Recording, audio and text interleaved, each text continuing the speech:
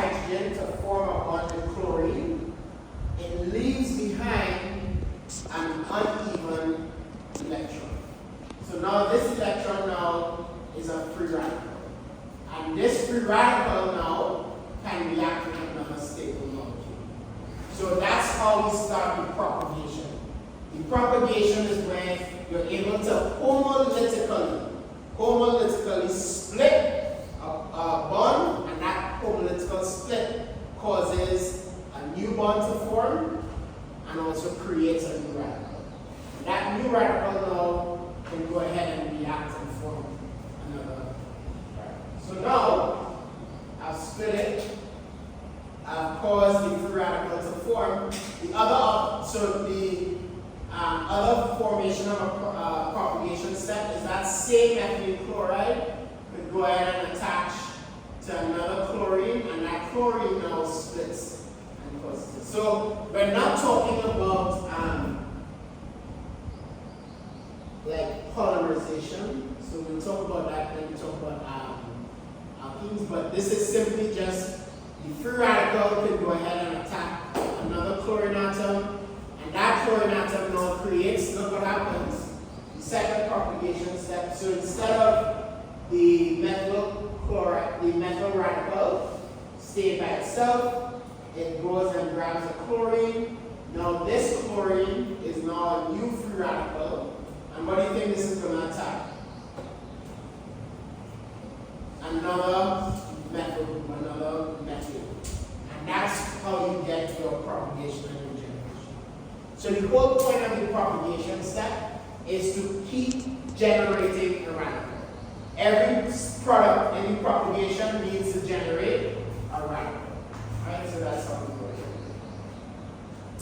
And then we end with a termination step. Alright? So this is the overall reaction here. This is the initiation step, first propagation, second propagation, and you get your overall reaction here.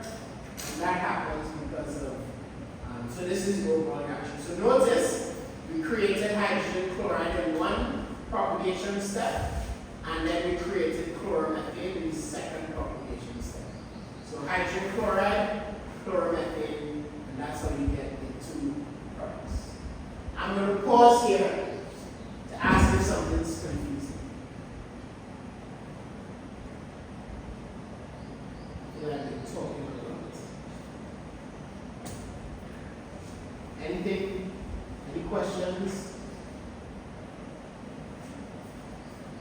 Now I said sometimes I have to give up brain time to catch up to my brain. My brain will like go in. I have been talking a lot. Everybody good? Your brains catch up? Alright. So we have the overall reaction. So now at the end, we don't want these free radicals. You see this radical and this radical?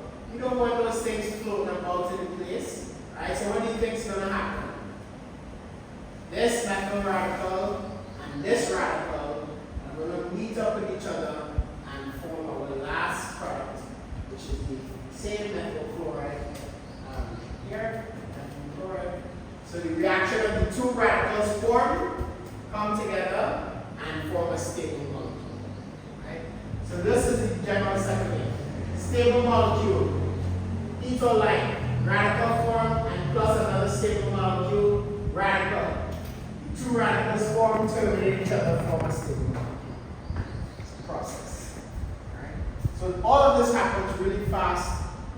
All of this has a specific set of kinetics.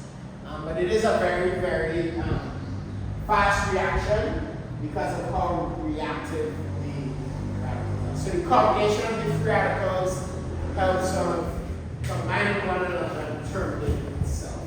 Now, let me tell you something about the practical reaction, right?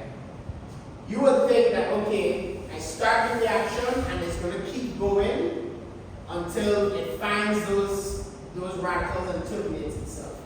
A lot of times we will have to add something to the system to sort of stop the reaction, because sometimes it will just keep generating radicals over and over and over and over. So sometimes in some actual reactions, we have to add something to what we call quench the reaction. So it means take all the radicals and sort of stop them from forming more radicals. But for the most part, we hope that the radicals will sort of. So there are other options, all right? Other termination steps. So that's if we already talked about this one. 2 chlorine radicals could sort of form to each other. But look, if I form 2 chlorine radicals and they come to each other, if there's another radical in the system, this is going to break it in, right? And this one is a little bit more tricky. This one, when this collides with itself, this could actually form an undesired product. And this product you would want. This is something you would want, right? But for the most part, and then it has something colliding with a wall. This is what I call like a quenching. So if we add something to the system to sort of stop the radical, like terminate the radicals from forming, that's one of the things we have to do, right? Because if I keep adding radicals to the system, we will get some undesired products. So let's talk about homolytic and heterolytic cleavage. Right? So homolytic cleavage is when we have free radicals, right? And you get a split evenly, and then it has a specific energy that's released for homolytic cleavage. So for example, the splitting of chlorine into 2 gives us a difference of energy of 242 kilojoules, right? So it actually takes energy. So remember, if you don't remember for enthalpy, right? And you're like, what? Enthalpy. So enthalpy is the energy it takes for a reaction or like a bond to break or form, right? In this case, to form a radical, you have to absorb energy. So that's why it's a positive. Remember enthalpy, if it's negative, energy is released. If it's positive, energy is absorbed. So in this example, it takes 242 kilojoules of energy to be absorbed in the chlorine to split it up. Right? So don't get it twisted, folks. Right? Whenever I'm forming a radical, energy needs to be added to the system. The system does not produce energy. Right? So that's important to remember. Right?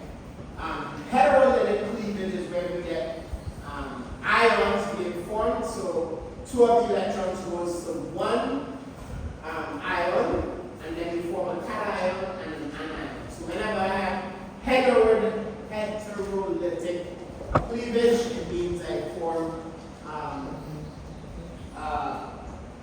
anion and a cation. Right? Anion and a cation. Right?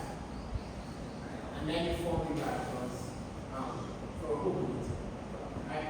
Now this enthalpy is varied based on what solvents you have, and solvents cause that. But we don't need to talk about that.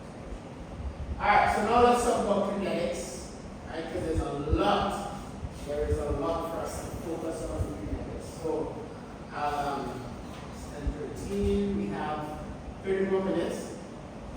So I want to take a little stop right here, alright, and sort of review what we've talked about so far, right? So we talked about free radical mechanism. So the substitution of taking a halogen and putting it on an alkane requires a free radical mechanism, right? Now this is different than what we're going to talk about next week, where we have alkenes and add halogens to it, right? So we can take an alkene, which is double bond, add halogens. But what we're doing this week is just focusing on an alkene and how do you cause a radical to make that hydrogen come off and add a chlorine in its place, right? Or a bromine. And that's the focus of this week.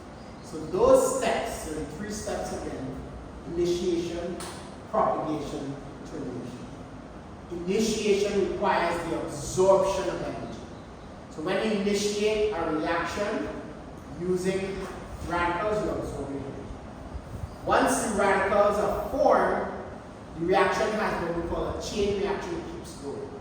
And this is sort of the fear of like nuclear energy, is because in nuclear energy, if you have a chain reaction, it keeps going and you can't stop it, right? So same thing here, radicals, once it keeps going, it just propagates, right? But at the end, we have a termination step. That termination step is what stops the reaction so that we get the product moving, right? So that's the focus. Any questions? All right, hope that was clear. So now let's talk about kinetics.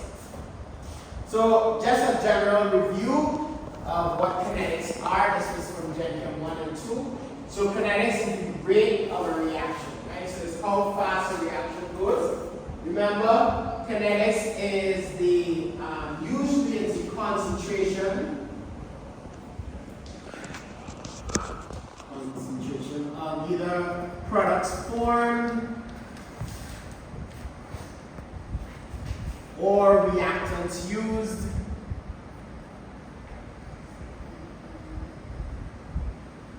Alright, so this is the change in concentration. So I'll put like change in divided by what? What do you all remember for kinetics? What are rates of a reaction is?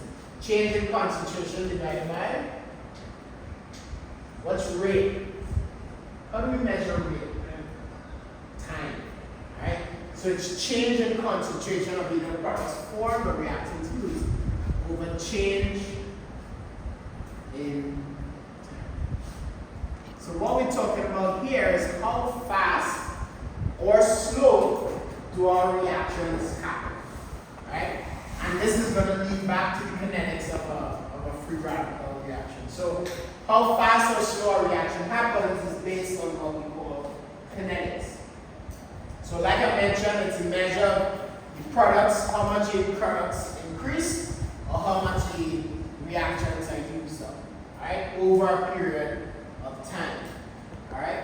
So we have ways of representing the rate. We use either the rate law or rate equation.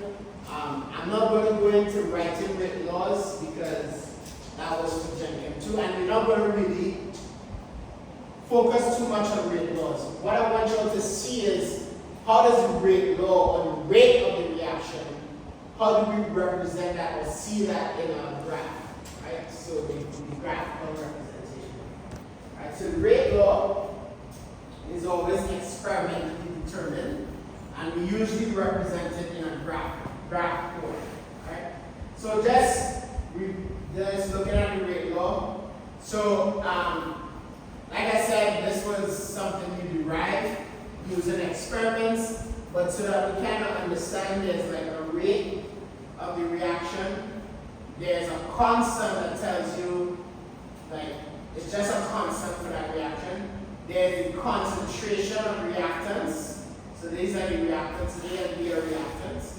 And then there's the order with respect to those reactants. So it's how much of each reactant is used up during the actual process. So again, like I said, I'm not going to make you derive rate laws, but I want us to know what a rate law is, right? And the reason is because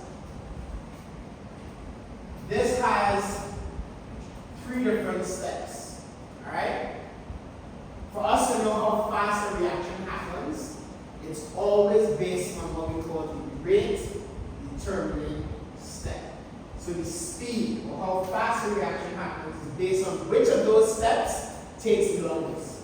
Simple as that. So like for example in a relay, right? If I have a relay and I have 4 people in the relay and it's a 4 by 100, right? If I have a 4 by 100, the rate of how fast that relay team runs is based on the slowest person. Does that make sense? You all understand? Like if Usain Bolt, myself, right? I don't know, 2 other like runners. I don't know what younger runners it is. Like Asako Paul, whatever. Say they have like 3 Olympians, sprinters, running a 4 by 100 race. 3 of them, super fast, right? Running that thing so fast, 100 meters like nothing, less than 10 seconds. And they put me on the team, right? The speed at which our team, the time at which our team can finish that race, will not be based on how fast they run it, their 100 meters, is how fast I run my 100 meters. Does that make sense? So I am what we call the rate determining step. So I might run it in like 15 seconds or 12, whatever, my 100 meters, I'm gassed. But then their speed is all based on me. So what happens is if you have reactions with multiple steps, like we have with this radical, right? There's a rate determining step, there's a slow step, and we only base the rate of the entire reaction based on just that slow step. So the rate law for the slow step sort of determines the rate for the reaction. Because for example, me running with 3 Olympians, they may run their 100 meters together combined faster than I run my 100 meters, right? Or let's even make it more simple. A 4x400, so 400 meters is the entire ring of the track, right? They will all 3 of them lap me before I go ahead and finish my 400 meters, right? So that means the speed is all based on my rate. So the rate law is only based on the rate of the slowest step. So whatever the speed of that slowest step is, that's the rate law for the reaction, right? So if I have these 3 steps, and if making the radical is the slowest step, which usually it is, that step is what determines how fast the rest of the reaction is. And that's what we call the rate determinants. Alright, so to get to that rate determinant step, we use the rate law to determine the activation energy. So for me to get my reaction to go, I need a certain amount of energy, the minimum number of energy to get the thing to go, right? Because if you think about it, a lot of molecules are sitting on tables, are sitting in labs right now and not exploding, right? They're not exploding, they're not blowing up in our face or whatever, because they require an activation energy. How much energy does it take to activate it, to cause that reaction to go? And that is what causes our reaction to happen, right? Alright, so the activation energy has a very complicated, it's called the Orgainc equation. I don't like that equation a lot. I don't know about you all, but logs in math, you remember logarithms and exponentials in math? That was like the worst topic in algebra. Like, I couldn't stand logarithms. It's like, what the heck? Like, LG, and LN are 2 different things, and then you have to do like this divided by this, and then this exponent, I hate exponents, and then I have to do like a radical, and like oh my goodness, mathematics just making my brain melt, right? So I'm going to make you all calculate the activation energy, because it requires logarithms. But what I want you all to kind of see is what is involved in the activation energy. So the different things that we have is the temperature of the reaction and what we call the gas constant. So that gas constant is set, the constant of the frequency factor is also set. The 2 things that are variable means that change could be our activation energy and the temperature. So when we talk about rate of a reaction and the activation energy required for a reaction, temperature is a very important factor for how fast a reaction goes. That's why when you think about any reaction, you're adding heat most of the time, because temperature is a very important part of activating reaction, activating the molecules. Right? Alright, so a lot of it depends on temperature, and that's why it's important. So high temperatures usually mean more reaction happening, right? More stuff, right? So, for example, at room temp, right? At room temp, 300 degrees Kelvin, you can get some molecules reacting, but if you increase the temperature, you actually increase the number of reactions of the molecules so being formed. Right? So high temperatures, more molecules usually require energy to react. The more molecules you have, you require energy to react. Alright. So if I have, so this is the fraction of molecules. So how many molecules I have that I'm reacting? At a certain temperature, I can have a higher amount of, but as I increase that, I need more energy and higher temperatures. Right. So now let's look at the general reaction energy diagram. Right? You guys have seen this already several times. On one axis is your energy. So the energy goes from lowest to highest, right, up like that. And then on the reaction coordinate is the specific way the reaction goes, right? So I have a reactant and I have a product. This is an exothermic reaction. Why? Why is this exothermic? What do we see from this reaction coordinate diagram that tells us it's exothermic? First of all, what is exothermic? Energy is released, right? So why does this diagram show us, how does it show us energy is released? Because the line is going down, meaning there's less energy in the bomb. Very good. So based on this difference in energy from the reactants and products, the system lost energy, right? So when that system loses energy, that energy is released into the environment, and that is an exothermic reaction. Right? So the exothermic reaction is the release of energy into the environment. Right?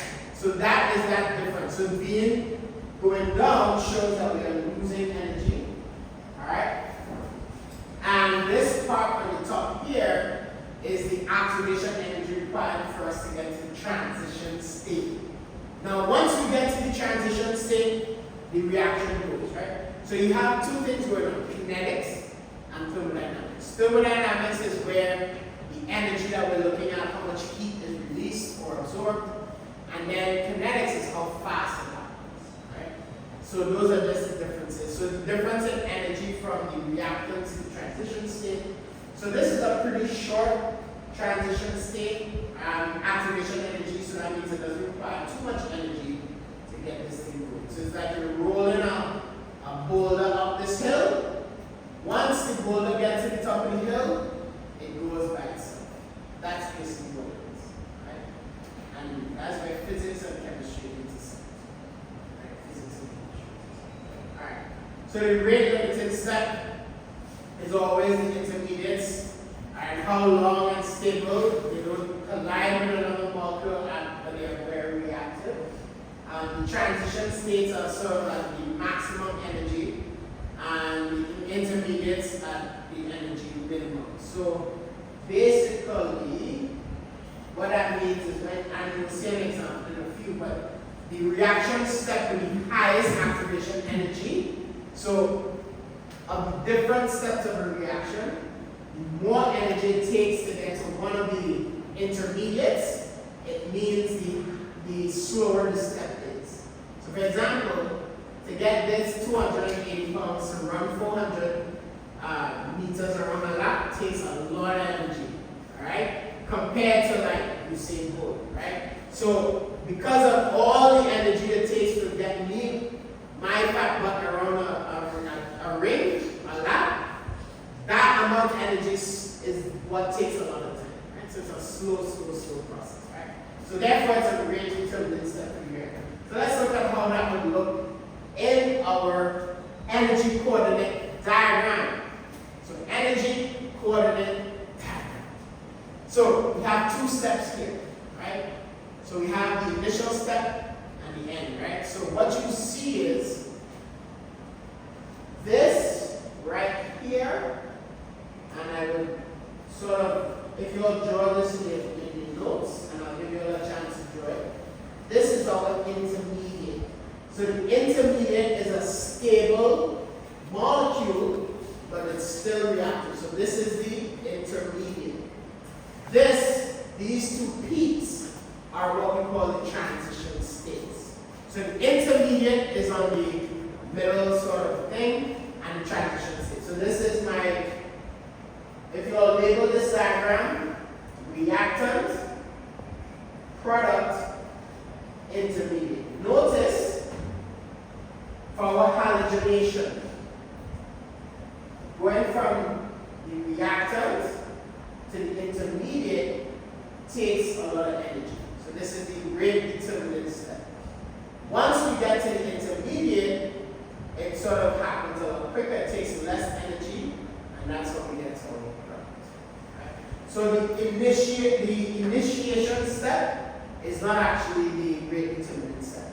You have two steps for the propagation, and the first step for the propagation is the rate determinant. Right? So those are the differences. So I'll let you all draw that reaction point in the diagram real quick. So that's the reaction point in the diagram.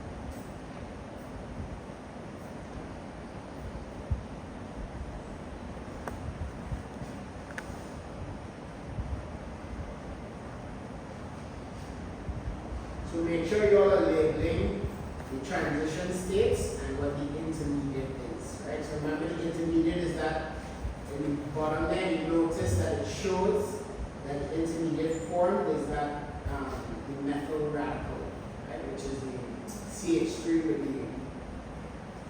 the lone pair with the radical on it, right? And then you form your product. So is this exothermic or endothermic?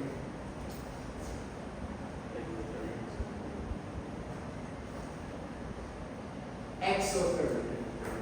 Exothermic, because it's releasing energy at the end. So from the reactant to the product, we release energy. But remember, for us to break the chlorine bond, how much energy did it take?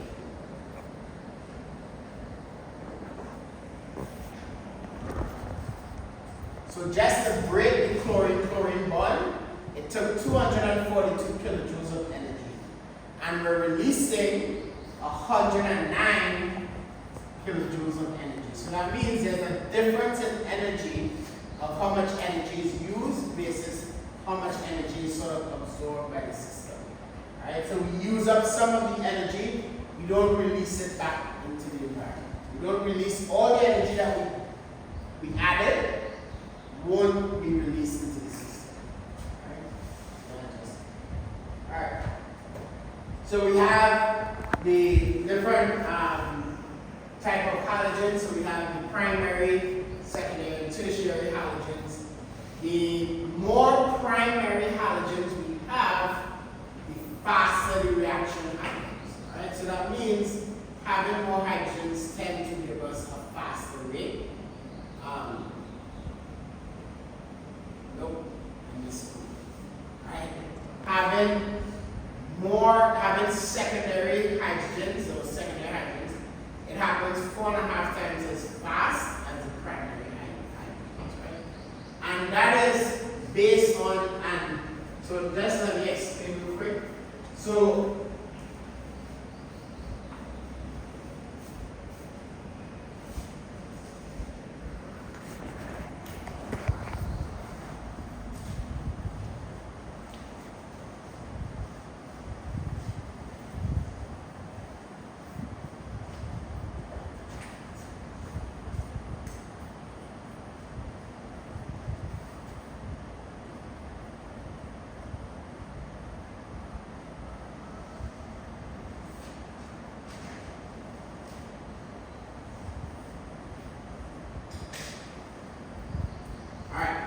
So kinetics of the reaction, right? For the order with which a reaction happens fastest is based on the fastest one is your tertiary, which is faster than the secondary versus the primary, and these are halogens, right? The reason being is that the more stable the radical form, the faster it gives up its hydrogen. So the hydrogen is sort of, the hydrogen is given up a lot quicker if it's on a more stable carbon. So if the carbon is a tertiary carbon, it will more readily, it will give away its hydrogen a lot faster than the secondary and the primary, right? Now, thermodynamics, we're adding heat to the system. So if we add heat to the system, the preference is now for the number of hydrogens available. So with thermodynamics, where we're able to add heat, right? So if we're able to add heat to the system in thermodynamics, the primary is faster than the secondary, which is faster than the tertiary, right? So we'll get more of the primary product than we get of the tertiary product. With kinetics, we'll get more of the tertiary product versus the primary product. The two differences in chlorination of methane is this. This one, we add UV light.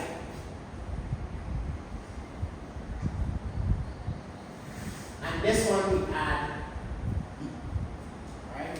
And that's how we look at the reactions.